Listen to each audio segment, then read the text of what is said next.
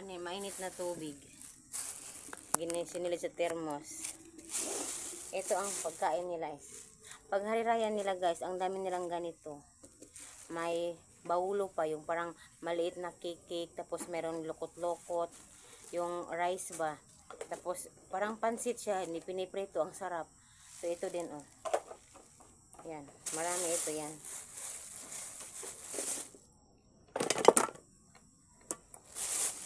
Masarap.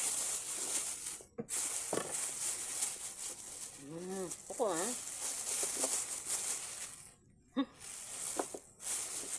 Ayan siya guys oh. Yan.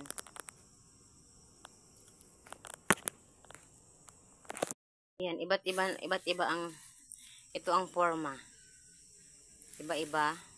So ito din iba. So ayan. Pero pareho lang sila ng flavor. Hindi man mag-focus ang camera. So yan, iba. Ito din iba. Ito din iba. So ito din iba. Diba? Ayun. Ganyan po ang pagkain nila.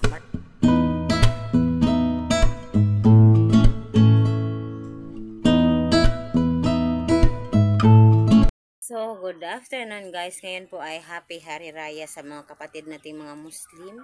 Hari Raya sa kanila to in Ramadan. So, ito oh, ang binigay, right? Ang binigay sa amin ng kapitbahay namin ano. Yan. Lokot-lokot yan guys. Lokot-lokot ang pangalan yan dito. Yan. Ito ay ano, palay, bigas siya na palay na ginawang ano, rice powder, tapos mahabang proseso guys, hindi ko alam kasi sila lang nakakaalam na itong paano lutuin. Marami kasi sila mga niluluto ba, mga hindi ko alam din. So ito yan oh, rice powder yan na ginawa nilang ganito. Piniprito po ito sa oil. Huh?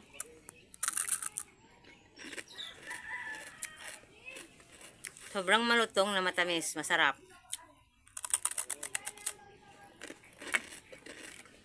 At yan.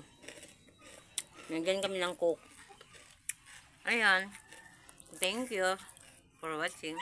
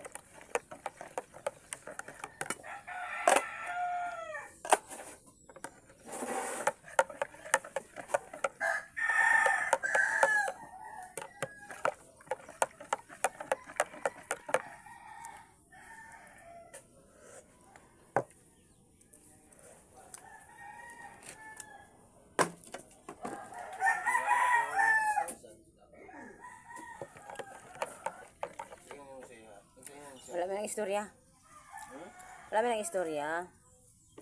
Hello guys, it's morning. Good morning. It's April 11. So back to school si Dodong. Ito ang baon ni Dodong. Ganito pala. Kasi nagkumuha na siya ng 3 peraso nito at binaon. So, good morning. Back to school. Back to reality. May trabaho si Chris sa kapitbahay namin. Magtayo ng bahay. So, tumutulong-tulong ako doon. Kahapon tumutulong-tulong ako at nag-live. So ito para kay Lolo Rick. Gatas. Walang tinapay kasi walang tinapay sa lahat ng tindahan. So ayun.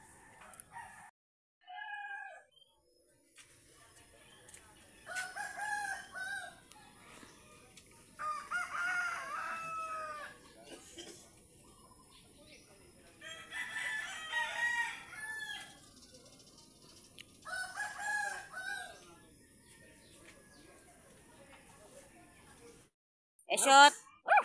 Eshot!